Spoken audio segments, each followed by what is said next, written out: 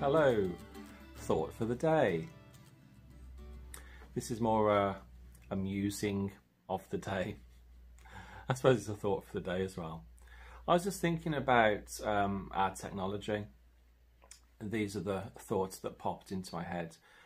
Is our technology, the system by which we base our entire existence upon, as clever as we think it is? Or is it simply a system that's built on destruction? And what I mean by that is it quite literally built on destruction? If you think about how our technology works, the fuel that it needs, the energy that it needs, is electricity. We base everything on electricity. Think about it. It's quite scary that. If that one block was removed, then everything crumbles. All eggs in one basket and all that, I suppose, is the way I'm thinking.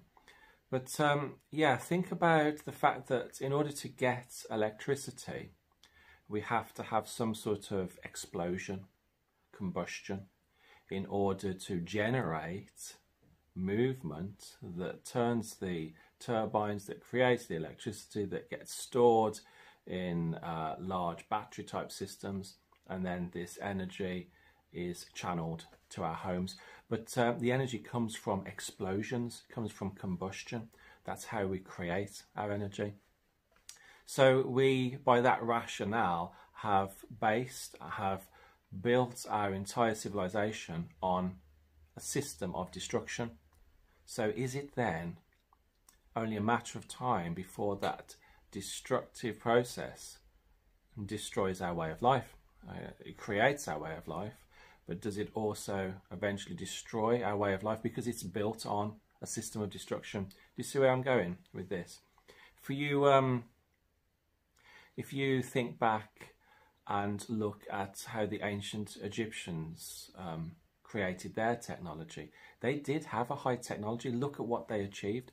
But their technology balanced with nature. It didn't consume, it didn't destroy nature. They were very much about flowing with the natural laws. So if there was a fast-flowing river, they would harness the flow of the river to drive their machinery of the day.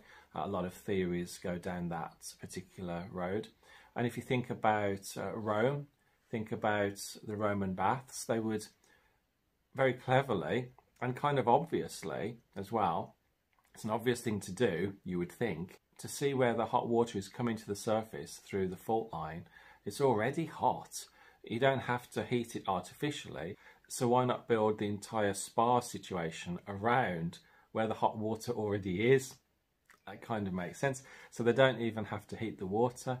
The water is already hot by the time it gets into their spa situation. And they'd go and lay in these healing waters, all the minerals coming from the planet every morning. And if you've ever done this, it feels amazing. If you go to Bath and you go in the cross bath, which is basically an ancient Roman spa bath, it feels amazing to be in that naturally heated water with all the minerals in. And it makes sense to work like that rather than simply building a spa anywhere and then creating a technology and using energy to heat that water. You go where the water's already hot, and that makes sense. And if you look at other civilizations as well, how they mirrored the energy that was already there in the natural world and built their civilization on something that was already prevalent, it was already abundant. And then you come back then to our civilization, you think we simply appear to be bashing the laws of nature into submission with everything that we do, and it is quite a destructive tendency that we have there in order to create energy, in order to create electricity, which then is the foundation for all of our technology. So I guess my thought for the day is this, and it's quite a cynical thought, I suppose, that if we base our technology on destruction, on explosions, in order to fuel that technology, might that technology eventually, given time, destroy us because it's based on destruction? It kind of makes sense that that it would. What do you think? It's interesting, isn't it?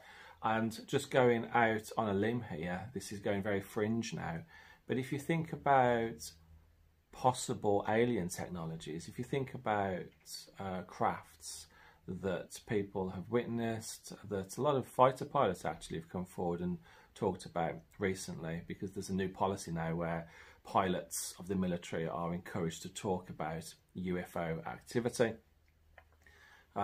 Whereas in the past they were encouraged to bury it because they didn't want to lose their pilot's license. Now they're encouraged to talk about it, and a load of footage has come forward that you can find on YouTube, and that's genuine footage from the US military.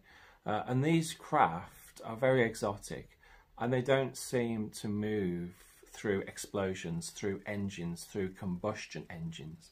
They seem to move through almost magical means, what we would class as magical. They seem to levitate. They don't seem to take any energy at all. So what are they doing so very different to our civilization? Then you could surmise, if you're going off on that alien type sort of path there, you could surmise that because their technology is not built on explosions, it's not built on rocket thrusters, so to speak, rocket engines, in order to propel their craft, but instead is built on something that's very sublime and finds a balance with its environment, well, their civilization then must be sublime. Their civilization must be peaceful, not destructive, the opposite of us. Just a very interesting cosmic thought there to add on top. Quite a few thoughts for the day there. First of all,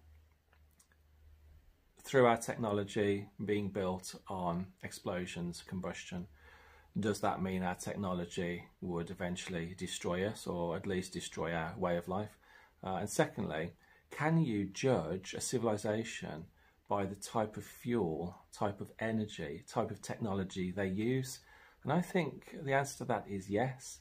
If the energy that they use seems to find a balance, a sympathy with their environment, well, they're coming from a good place within their heart, like the Egyptians. Interesting thought for the day, grouping of thoughts for the day. I hope so. Well, if you've got any ideas about some of these things brought up in any of the thoughts for the day, just simply comment in the comment section down below, and I'd be interested to hear what you've got to say. It's all about discussion, isn't it? And thrashing these things out, coming up with conclusions, and then maybe finding a better way forward, I guess, collectively.